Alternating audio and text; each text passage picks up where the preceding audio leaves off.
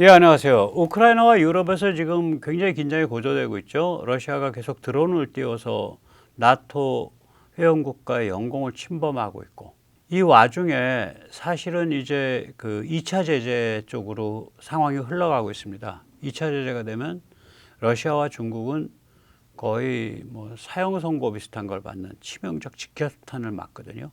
그것이 이제 전승절을 해서 이제 시진핑이 이제 나 강한 나라야라고 사상 최대의 군사 퍼레이드를 한 이유라고 제가 말씀드린 바 있죠. 예, 이 와중에 한국은 어디로 가고 있는 걸까요? 오늘 그 같은 이야기를 살펴보도록 하겠습니다. 11일 새벽이었죠. 러시아 드론 19대가 폴란드 영공을 침범했고 3대가 격추됐습니다. 그래서 실제로는 그 집도 많이 파괴되고 그래서 이렇게 사진에 보듯이 출동한 비행기는 폴란드 F-16, 네덜란드 F-35, 이탈리아의 조기 경보기 AWACS 그리고 공중급유기 이런 비행기들이 출동을 했습니다. 도널드 터스크 폴란드 수상은 이렇게 말했습니다. 전쟁 일보 직전은 아닙니다. 그러나 세계 제2차 대전 이후 가장 전쟁 위기가 높은 상황임은 틀림없습니다. 네, 심상치 않군요. 그러고 나서 곧바로 다시 13일 날 러시아 드론이 루마니아 영공을 침범했습니다. 루마니아에서는 F-16이 출동했습니다. 자, 이것이 무엇을 뜻하냐? 트럼프가 EU의 대중관세 100% 러비를 하고 있죠, 지금. 이게 지난 9일 미국과 EU 실무자들이 러시아에 대한 압력 증대 방안을 논의한 자리에서 실무자의 입을 통해서 그렇게 제안을 했습니다.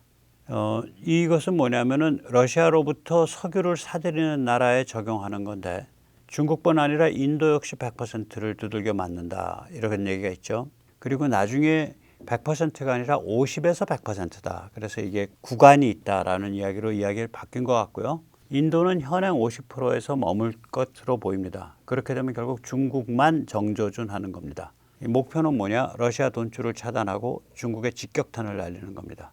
이렇게 야심만만한 프로젝트이기 때문에 당연히 굉장히 위험합니다. 전 세계에서 중로와 미국 서방 사이의 긴장 수위가 급상승하게 됩니다. 지금 우리가 보는 것보다 훨씬 더 긴장된 상황이 옵니다.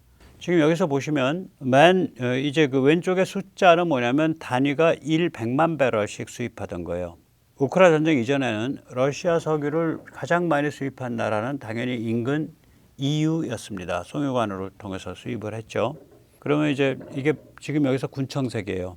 근데 87%가 줄어들었고 지금 13%만 남았습니다. 옛날 수입하던 거에. 그러니까 옛날에 한 300만 배럴 했으니까 지금 한 40만 배럴 수입한다는 소리예요. 중국은 옛날에 한 200만 배럴 수입하다가 26%가 늘어서 지금 말하자면 한 250만 배럴 정도 수입하고 있습니다. 인도는 예전에 100만 배럴을 채 수입하지 않다가 111%가 늘어서 지금 200만 배럴 정도를 수입하고 있습니다. 터키도 100%가 늘었습니다. 중동은 변함이 없고요. 미국, 영국은 여기 이제 왼쪽 그림에선 까만 줄인데 오른쪽 그림에선 까만 줄 자체가 없죠. 100% 없어졌습니다. 아프리카는 100% 늘었습니다. 그 다음에 아시아 OECD 국가들이 50% 줄었습니다. 아시아 OECD 국가라 그러면 이제 한국, 일본, 싱가포르 정도가 되겠죠. 중남미는 100% 늘었습니다. 회색입니다. 브라질이 주도했겠죠. 기타가 38% 늘었습니다. 이 돈을 가지고 전쟁을 해온 거예요. 이렇게. 전체적인 물량 자체는 줄었다고 봐야죠. 네, 전체적인 물량은 줄었습니다.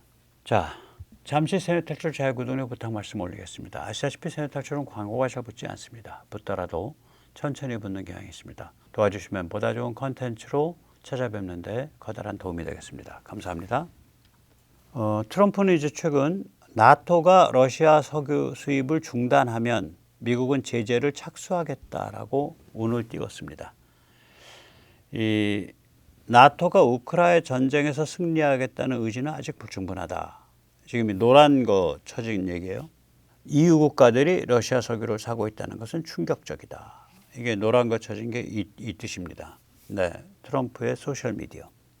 그러면 아까도 말씀드렸듯이 러시아 석유 수입 국가들, 특히 중국 이런 데 대해서 2차 제재를 하면 그게 무슨 결과가 나오냐. 중국, 러시아의 치명적 직격탄입니다. 러시아는 이제 재원 조달이 안 되는 거 아니에요. 그래서 이 같은 조치가 실행될 경우 매우 위험한 국면이 옵니다. 그래서 많은 그 전문가들은 트럼프가 2차 제재 저거 뻥이었다. 하지도 못할 거 뻥을 치고 그 뻥에 쫓겨가지고 그 뻥으로부터 탈출하기 위해서 알래스카 정상회담이라는 생쇼를 벌였다. 이렇게 얘기를 하는데 글쎄요. 저는 그게 뻥이 아닐 수 있다고 보는 거예요. 현실화되는 방향으로 가고 있다. 트럼프가 엊그저께 폭스뉴스와의 이런 그 토크쇼 형태의 그 인터뷰에서 내 인내심은 지금 바닥을 향해 급속히 줄어들고 있다. 바닥나고 있는 중이다. 그런 얘기를 했습니다. 좋게 협상으로 끝내겠다라는 전략 대신에 갈 때까지 간다 전략으로 이행 중이라고 보입니다. 이렇게 되면 세계는 굉장히 위험해지고 중국, 러시아는 죽을 자리로 내몰리게 되는 겁니다. 뭐 굉장히 짧은 말인데 한 20, 30초, 20초 한번 직접 들어보시죠. So is your patience run out with Putin? Yeah, it's sort of running out fast. 네, 나 이제 더 푸틴에 대한 인내심이 바닥으로 가고 있다. 바닥 나고 있다. 네. 이 와중에 중국은 전체주의 전범 삼총사 놀이를 하고 있죠. 이번 전승절 최고의 기비는 지금 비디오에서 보이듯이 러시아와 북한이었습니다. 러시아는 3년 전에 등장한 초대형 전범이죠. 북한은 75년 전부터 증명된 반인류 증명된 전범입니다. 중국은 이 전범들을 긁어 모아서 전체주의 코드, 크링크라 그러죠. 차이나, 러시아, 이란, 북한, 그래서 크링크, 전체주의 코드를 이끌고 있는 대담한 전범이 되죠. 전쟁 자체는 중국은 벌일 의지와 결기가 저는 없다고 봅니다. 다 종이, 하우스 오브 카드, 종이로 만든 집 혹은 종이 호랑이인데 워낙 덩치가 있으니까 위협적이죠. 그래서 이 덩치를 가지고 그냥 겁을 주고 있는 거죠. 예.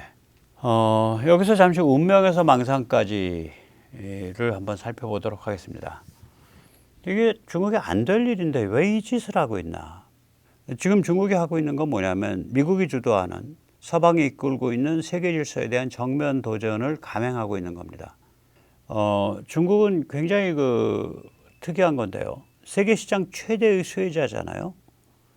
그러면서 동시에 자유공화국 서방의 존재 자체를 실존적 위협으로 받아들이죠. 이런 일이 발생하기 전에 2000년대 초, 그때 그 2006년, 2008년 이때도요. 중국에 가면 자유민주주의는 우리의 적, 자유민주주의를 적으로 규정하는 그런 그 구호가 적힌 플래카드나 간판이 굉장히 많았었습니다. 지금도 아마 많을 겁니다. 저는 마지막 중국 간 게 한 2007, 8년 되니까 2008년, 2009년, 2005, 6년경이죠. 마지막 중국 관계. 그래서 아마 지금도 적으로 규정할 거예요. 그러면 이거는 망상이냐? 이게 스티브 커킨의 말에 따르면 제가 좋아하는, 제가 존경하는 나름 현실적 판단이라는 거예요. 운명이란 소리죠. 왜냐? 이 서방이 이끌고 있는 세계 시장에 더 깊게 엮일수록 더 많이 혜택 누릴수록 더 적대적이에요. 왜 그렇게 되냐? 세계와 서방으로부터 침투가 일어나서 체제가 더 몸살을 앓게 되거든. 그러니까 세계와 서방의 그 세계 질서, 세계 시장에 더 깊게 엮이고 거기로부터 더 혜택을 볼수록 그 세계 시장과 서방 주도 세계 질서에 대해서 더 적대적이 되는 거예요. 희한한 운명이죠. 여기까지는 운명이에요. 굉장히 모순된 운명이죠. 이러한 모순된 운명을 갖다 보니까 이제 망상이 3대 망상에 찌들은 거예요. 뭐냐? 우리 중국이 주도해서 세계 질서를 뒤집을 수 있다. 러시아 동지, 북한 동지, 이란 동지 끼워갖고 이렇게 해서 이렇게 공굴려 나가면 뭐 샹하이 협력회의 이런 거 공굴려 나가면 세계 질서를 뒤집을 수 있다. 이렇게 믿는 거예요, 진짜로.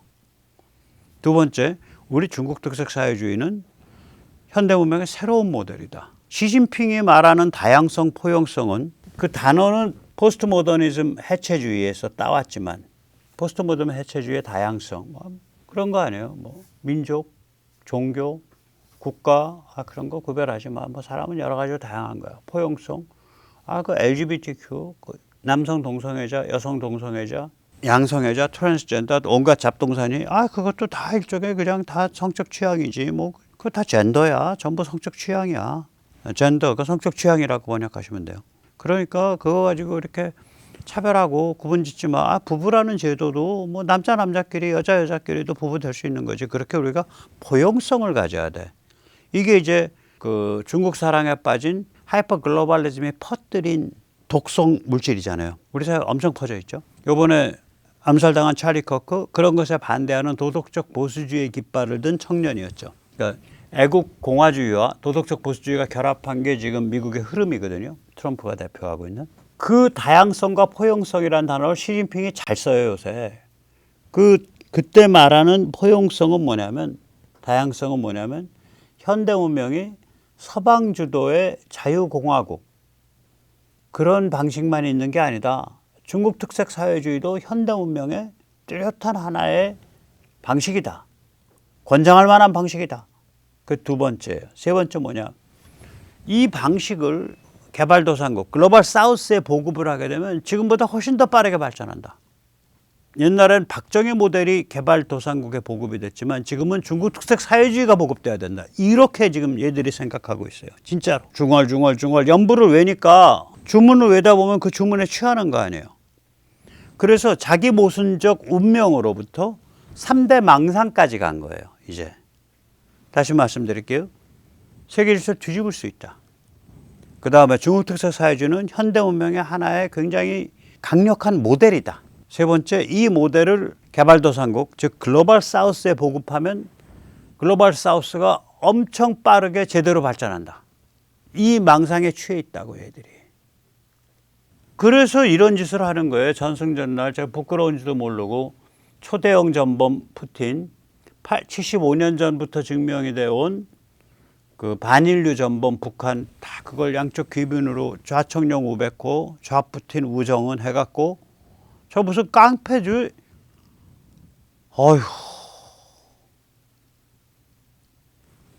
예. 자, 문재인이 운명이라는 단어를 좋아했죠. 그러면 리짜이밍의 키워드는 뭐냐? 망상입니다. 문재인의 운명에서 리짜이밍의 망상까지 한번 생각을 해보죠.